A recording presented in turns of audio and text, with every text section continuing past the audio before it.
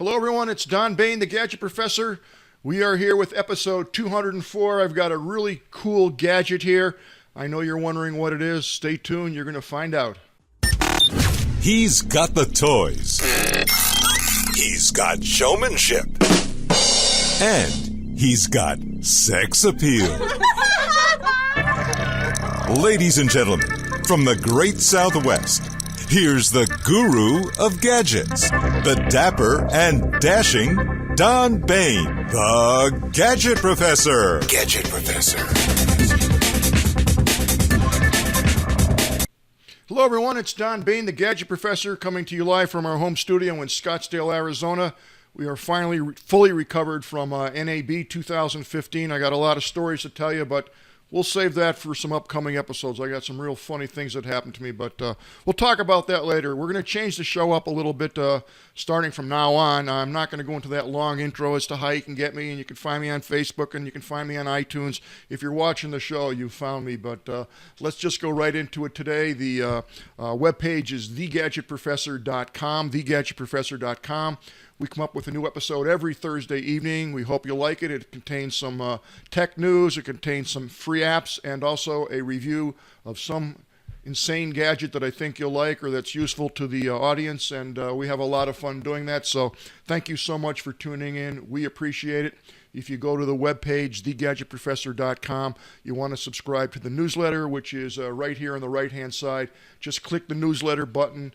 Put in your email address every Thursday evening. As soon as the show is finished, you will receive the show notes, which is a hot link and talks about everything we reviewed in the show, and you have a record of that. And that's about it. The best way to get us, as I said, is on iTunes. If you want to email me, it's thegadgetprofessor@gmail.com, thegadgetprofessor@gmail.com. If you want to follow us on Twitter, it's @GadgetProfessor. All right, folks, let's get right into it today. Hacking news comes up first. Can your car get hacked? The answer is absolutely, positively, yes, it can get hacked. Your car's computers know much more about you than you may realize. They're constantly tracking your driving behavior, your speed, your seatbelt use, and a lot more. Because your car is networked today, or most of the new cars are, outside infiltration of your data represents serious threats to consumers. So the long and the short of it is OnStar, you've heard of GM's OnStar, that came under fire when it said it had the right to share the location data with third parties. Likewise, all the data apps, the apps that collect data on your smartphones are also sharing your location. And if in your car, that's what it's going to share. Now, the other thing that's kind of interesting, the article goes on to say that there's a lot of ways that your automobile can be hacked today. And with all the computers that are inside your car today, it's easy enough to for the people who know how to work those computers basically to hack it. And one thing they said, when you get your oil changed, they can easily, some guy that's not too cool can put a little device in, a transmitter, and all they got to do is walk by your car, click a little button, and your car's open, and away they go, and they can start it and do a lot of other things. So this is an interesting article. It's by Fox News. I'll have that in the show notes, and you can certainly check that out. Now, here's another hack of the week, of the day, whatever, the month. This is SendGrid, and it admits that it's been hacked, and now they're saying that all customers have to reset their passwords. This is a bad hack. Email delivery platform SendGrid has revealed more details of the recent phishing attack that saw Bitcoin exchange Coinbase's SendGrid's account compromised, and it fears more customers could be at risk than originally thought. That's news. It's always the case. You know, they never tell you at right up front that everybody's been hacked, but if someone's been hacked, you could assume it's everybody. But SendGrid, if you're not aware of it, provides the infrastructure for companies to manage their transactional email initiatives covering aspects such as shipping notifications, newsletters, and sign-up confirmations. It has built an impressive arsenal of customers that includes the likes of, now get this, Pinterest, Pandora, Spotify, Airbnb, Uber, LinkedIn, and Foursquare. Today, SendGrid reports that it has sent more than 3 billion, 3 billion with the B, emails, equating to an average of 435 million emails per day, or 15 billion emails per month. That's a lot of email. Though SendGrid would confirm that Coinbase was the hacked target, it goes on to say basically how bad the hack was and how it was compromised. Now, I mentioned a zillion times on the Gadget Professor Show that if you use the cloud or a cloud-based service or a third-party service, you are a bigger target than if you have your own email server or your own cloud, because they don't know you're there. When you have a big target like SendGrid, when you have a big target like SendGrid, it's a target. When you're trading, Bitcoin and doing all other kinds of high-level transactions and sending all other kinds of email with big-name companies, you are a target. And believe me, if they want to get in, they'll get in. And here's a case where they got in. Now, here's a good hack, and it's fun to talk about this. Hack Kinect controller game changer for Parkinson's disease. And essentially, the folks at Microsoft Kinect, they took their game controller, and the people at Brunel University basically hacked this controller. You can see the gun right here. And what they've done is it will help people who have Parkinson's disease by freezing of the gait. And essentially what this does is many patients are afflicted by freezing of the gait, called FOG, when suddenly in mid-stride the muscles freeze and they are left unable to move, or they simply fall over. Previous research shows that visual clues such as projecting lines ahead on the floor unfreezes the muscles, but current equipment must be worn. So now they've come up with this basically gun, and you're going to aim it and it will unfreeze your muscles, and it's very cool, and you can read all about it here on the Gadget Professor Show. Now, here's an app that I've mentioned no less than 5 times in the last 10 months on the Gadget Professor Show, and it's called VLC. And VLC is a free media player. I think where people are missing the connection is it's a free media player not only for the PC and for the Mac, it's a free video player for your iPhone, your iOS, and your Droid. So people say they're having difficulty playing videos on the iPhone in particular, or your Apple devices. So this is a free app that will also work on your iPhone, any iOS products, as well as Droid products, as well as Mac, as well as Windows. So it's totally free, and if you're having difficulty playing getting any type of media player support, try to load this VLC player, and I'm very sure that it will clear up the problem. There may be 1 or 2 files that's really weird and it won't, but 99% of what you're trying to playing and won't play will play if you use this free app called VLC. Now, here's another app that I mentioned a while back, and I'll try to clarify it for you. Everybody's worried about surfing on the internet and being tapped into, people looking over your shoulder, whether it's the government or your ISP, whatever. The way around that is to use browsers and other tools that will prevent that from happening, prevent your data from being captured. Why would you want to do that? Well, you're putting your social security number in, you're paying your taxes, you're ordering things with your credit card. Obviously, you want to keep that information secure. So if you're using the typical browsers like Internet Explorer, Safari, Mozilla, Firefox, whatever you want to name in there, they're all very prone to being hacked, if you will. So the way around that is to use a product like CyberGhost. And CyberGhost is a browser that you would use to surf the internet, do your transactions, or whatever it is that you would typically do, and it works the exact same way in terms of functionality as your typical browsers. The thing that differentiates this is called a VPN, Virtual Private Network, and it doesn't have what I will call the program hooks that the hackers can grab onto and get your information. So this is free. There are tier levels of services that you may buy if you want to go beyond what the free version offers. And this essentially is called CyberGhost. And if you want to know about it, you can actually go onto their website, which is cyberghost.com. It will be in the show notes. And it will tell you every single thing that you need to know. And basically, you're going to protect yourself from hackers, cyber scams, bank account thefts, and phishing email fraud. So definitely check this out. There's a little video here that you can run. It will tell you more about it. Another service that's very similar and 100% free and has been around probably since the day the internet's been designed is called Tor, T-O-R. It's the Tor project, and I've mentioned this. I don't go into detail on these because there's a lot of detail to go into. Again, let's just suffice to say that this browser protects you by bouncing your communications around a distributed network of relays run by volunteers around the world. It prevents somebody from watching your internet connection, learning what sites you visit, and it prevents sites from visiting and learning where your physical location is. So either of these will work. I think if I had to choose between the two, I would probably go with CyberGhost, but Tor will work. Now, here's a good product. It's free. It's an app, and it's for Instagram, and it's called Layout. And I've used this a couple times now, and I really like it. And Layout essentially will allow you to combine multiple photos on one single image. It's real simple to use. You basically drag and drop what you want, and you can make a collage in seconds and then send that on or post it on Instagram or whatever you want to do.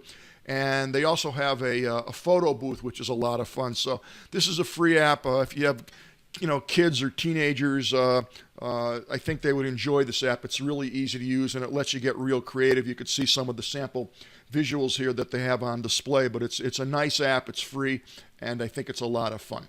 Now, rolling along with free apps, I saw this at NAB.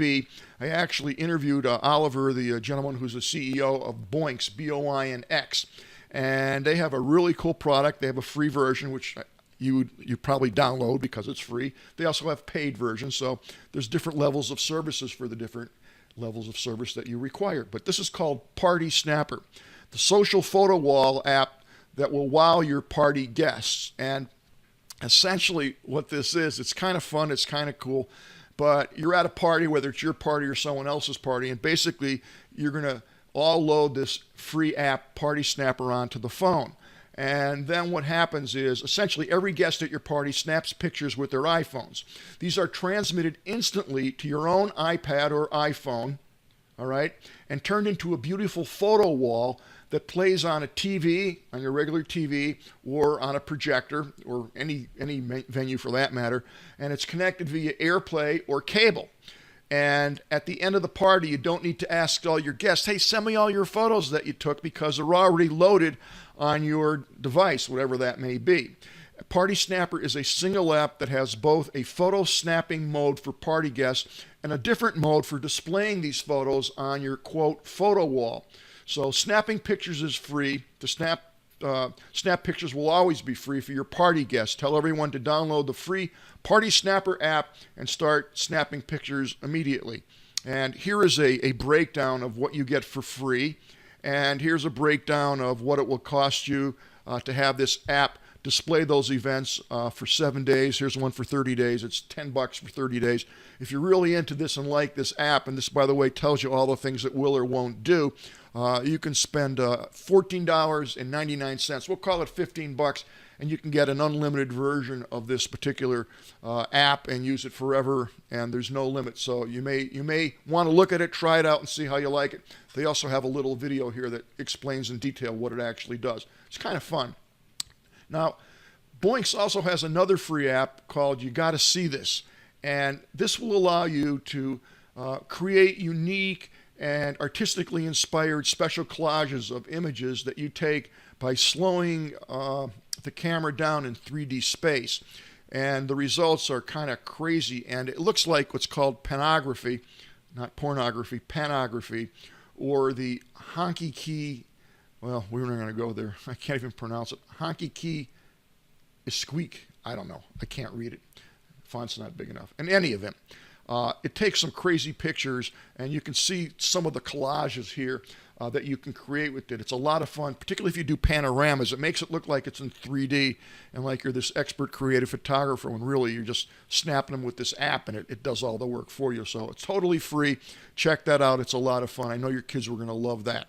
Now, speaking of free, it's almost summertime. It's April 30th, and everybody likes to read books, watch movies, or listen to audiobooks. So These next three websites are totally free, and I'm sure there are times when you're getting ready to board a plane and you forgot your book, or you're on vacation and you forgot your book, or you just hate the book that you're reading and you want something else.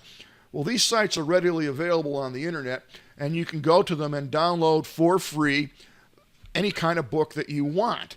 And they're bestsellers, new releases, free public domain books, free original books, and this particular site is called Feed Books, F-E-E-D Books, and you can just browse through this and pick off what you want to read. You can also download and buy a book if you want to, but there are tons and tons of books here that are available to just download. Now, here's a great site called Free Book Sifter, and this has over 76,000 ebooks. It also will allow you to download these and read them for as long as you want. You basically will own these books because it's totally free, and they have a plethora, probably 60 or 70 different categories that you can choose from, and there's a lot of books, 76,000, so I would definitely check this out. I'm sure out of 76,000 books you can find something that you like. It ranges from cooking, food, wine, crafts, hobbies, antiques, diet, health, entertainment, historical fiction, history, home and garden, humor, biography. You get the general idea. Anything that you want, it's free, and just download away. This last site that I'm going to show you is called OneDrive. This is probably the coolest site of them all. This site allows you to read, listen, watch, and enjoy. This one app will provide you thousands of ebooks, audiobooks, and videos that are available from your local library. So instead of going into the library and digitally checking out a book or going online, this app will allow you to do that. And how cool is that? You can get a movie for the kids, you can get yourself an ebook to read or an audiobook to listen to, and totally free. So check out OneDrive. It's a great app, and I think you'll like it. Now we're going to go into one of the two gadgets of the day. And the first one I actually got at a company called Monoprice, and I've mentioned them a zillion times. Basically, if you ever need any kind of cable or cable adapter, I would recommend not going to Best Buy unless you need it right that second. But aside from that, you'll go to Best Buy or even Fry Electronics, and at Fry's you won't even find some of the cables. You have to buy them online, which brings me to the problem that I had. I went to NAB, and I always bring a duffel bag, literally a duffel bag full of cables and different types of devices that I may or may not need when I'm doing a broadcast. So I brought my duffel bag with me, and I had it on set, and sure enough, one of the techs said, "Oh my God, I don't have an HDMI to HDMI macro cable. I can't find it." So I said, "No problem. I have one. I know I have one in my bag." So I threw him the bag. Well, I didn't throw. I gave him the bag, and he looked in the bag, and sure enough, here's a 10-foot HDMI, male to a micro HDMI male. Now, why would I use this? What's this cable for? What's so special about it? Well, this is the type of cable that you're not going to find at CVS or Walgreens. You're probably not going to find it at Best Buy, and if you do, it's going to be about $70. So that's why you want to bring these cables. This is more of an esoteric cable, and why would you want this particular cable? Well, one reason may be if you have, most of the Droids have this micro HDMI connector on the end, and on the other end is an HDMI. So you may want to play some of your videos that you've taken during the day, or some photos that you have onto the TV set at the hotel that you're staying at, or into a projector or whatever. And the only way to do that is to come out of that HDMI input into an HDMI cable. Not an easy cable to find, which is why I always bring it. So the long and the short of it is that I gave the gentleman who was doing the tech work for me on the Gadget Professor broadcast, gave him the cable, and that was that. And this past Monday when I came back to the home studio, I had to rig up a camera, and I could not find the cable and went crazy looking for it. And then I realized I gave him the cable, and he never gave it back to me. But since I was home, I had a spare. So what I did immediately at that point is I went on to Monoprice, and I basically put an HDMI to micro cable, and instantly it came up all the various cables that you can get with this configuration. As a matter of fact, any cable configuration that you need that you can't find or think is not normal, probably Monoprice has it. So a 3-foot cable is $4.28, cheap enough. A 6-foot cable is $514. I got a 10-foot cable, $594. So for $5.94, I challenge you to find the same cable at Best Buy. Just find it, never mind buy it. Just see if they have it. They don't. Or Radio Shack. And if by chance you do find it, I guarantee you it will be 30 or 40 bucks. Now, I know you're all thinking the better cable, the more money you spend, the better the signal, the better the cable, the longer it holds up. Absolutely false. Absolutely false. If you are paying $50, $60, $70 for a long-run HDMI to HDMI cable, you are throwing your money away. You can buy these cables on Monoprice for, as I said, $5, $6, $7, $8 a cable. Pick out any length that you want, and their cables are guaranteed for life. And I think I've had one cable total in the last 10 years that I returned to Monoprice, and they don't even take the cable back. They just send you a new one. So they really stand behind their cables. You will not see any difference whatsoever in the quality of the cable. It's the same cable. In fact, some of them Monoprice cables are actually better than the ones you buy at Best Buy. Certainly those monster cables which cost a fortune. So what I did is I was looking at the cables. One of the things I want to point out is that they had these adapters. I didn't even know they made them. And these adapters are really cool. Here's an HDMI micro male to an HDMI connector female, and it's called a port saving adapter. So this is what this little adapter looks like, and you can see you plug in a normal HDMI cable on this end, and here's your micro adapter. Well, why am I so excited? Why do I want this? Well, a couple reasons. One, the cost is $3.74. I can buy 4 or 5 of these, put one in my house, a couple in my duffel bag, my briefcase, whatever, and it's much smaller, easier, and more compact, obviously, than carrying a cable.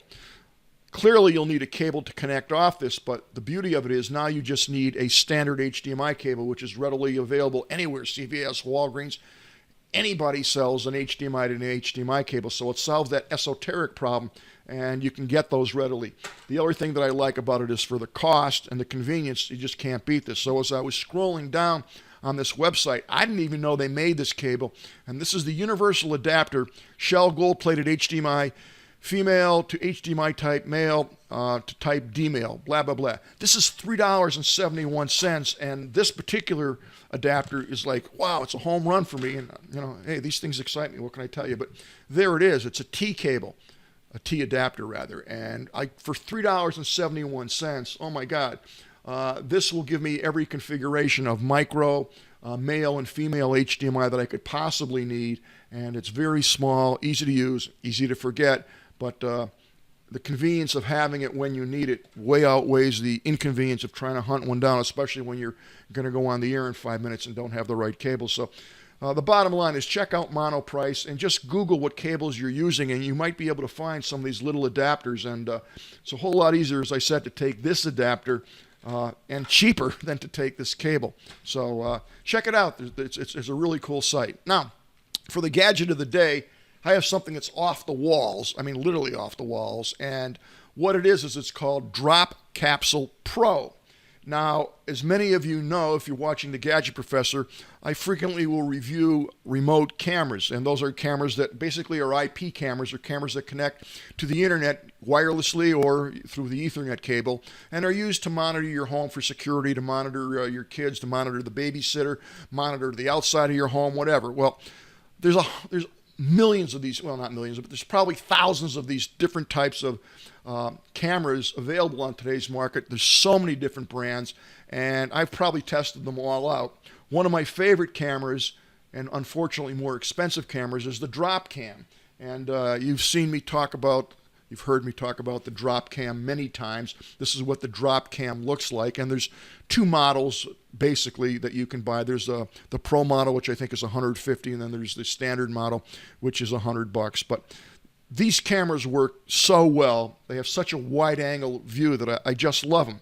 Most importantly, what I like about the camera, the Dropcam, is that if you should lose power and your internet provider goes out, there's no internet service in your house, when the internet is restored, most of the other cameras, not all, but most, don't reconnect automatically to the internet, which means you've got to physically take that camera, plug it back into the router, and reset all the settings, reset the wireless connection, and then put it back where you originally had it, and it's connected to the internet until the internet disconnects.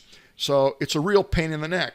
What I have found with the drop cams is even if you lose internet, they automatically restore quite well, and it's basically in the circuitry and how they design the camera. And I love these things because they virtually don't go out. So to give you a quick look, here's my webcam.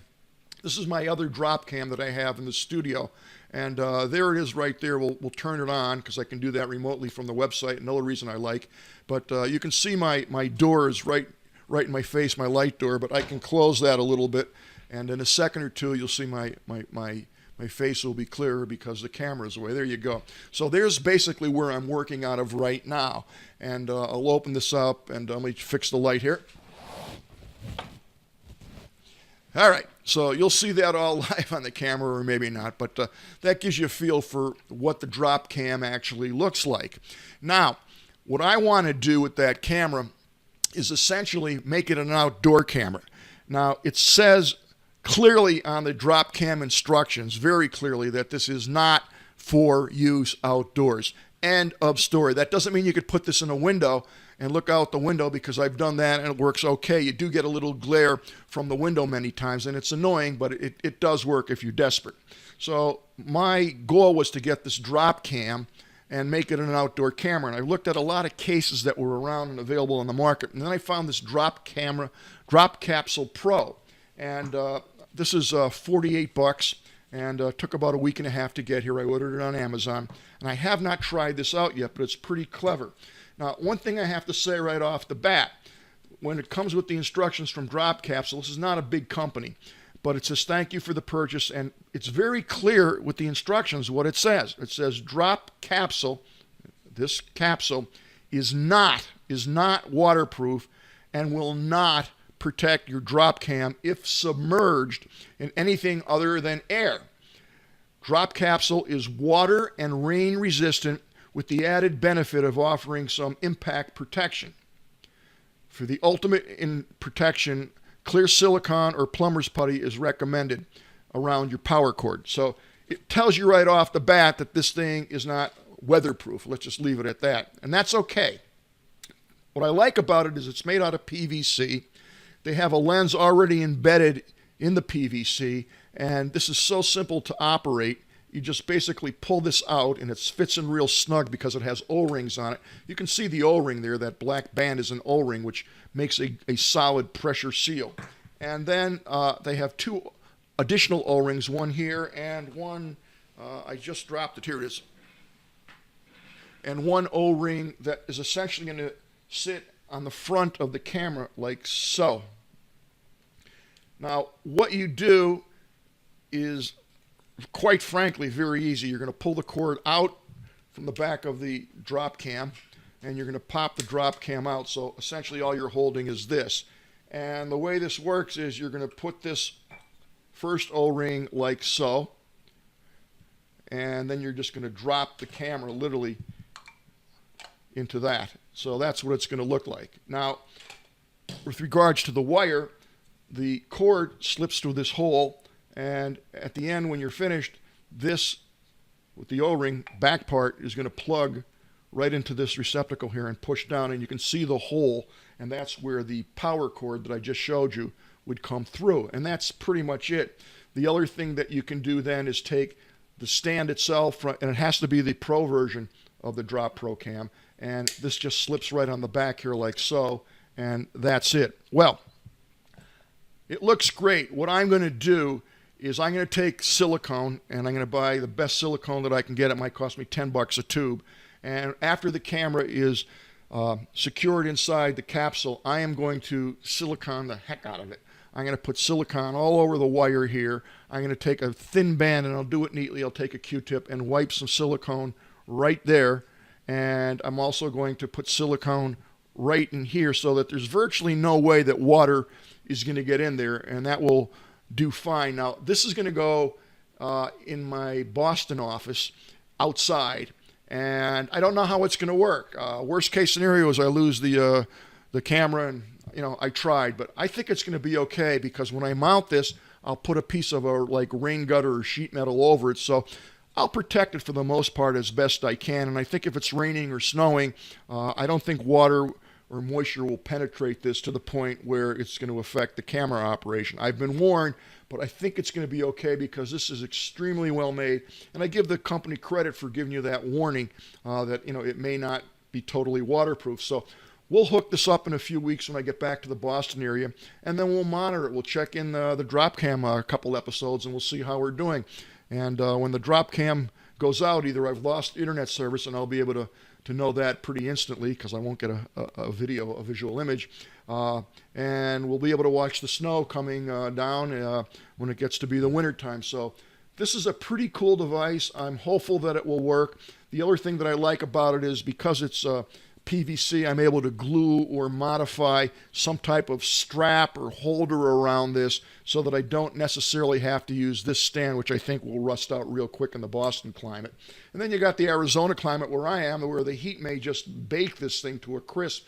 And this lens here, this glass lens, will actually turn into a magnifying glass. And today it's going to be 100 degrees, or April 30th, and it's going to be 100 degrees today. So it will be interesting to see how this works. It's a very unusual, very esoteric gadget, but I'll tell you what, if this works, it's going to be a really cool outdoor cam, and I definitely need one, and I'm anxious to try it out. I have several other outdoor cameras, and most of them have all died on me over the years. They'll work for a year or 2 years, and then they just die because they're in the elements and can't take it. Even the outdoor cameras that are made for outdoor, when you put them in the Boston area, it gets tortured. So that was my project this week. I hope you enjoyed it, and I'll let you know certainly how this device works. And I want to thank you very much for tuning into the Gadget Professor. We will see everybody next week. So long.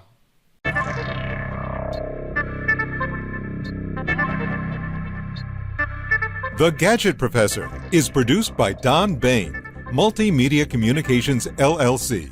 If you would like your product reviewed on The Gadget Professor or would like to appear on The Gadget Professor, contact us via email at thegadgetprofessor@gmail.com.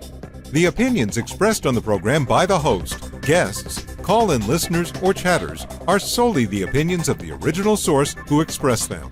And thank you for watching The Gadget Professor.